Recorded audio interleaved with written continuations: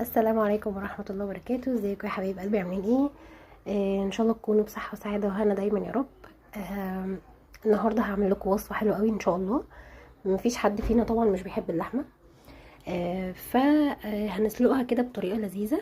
هتقولي هزيل، هي طريقة السلق ما فيهاش اي افتكاسة، بس انا هقول لكم في تريكات كده لازم نعتمدها واحنا بنسلق اللحمة.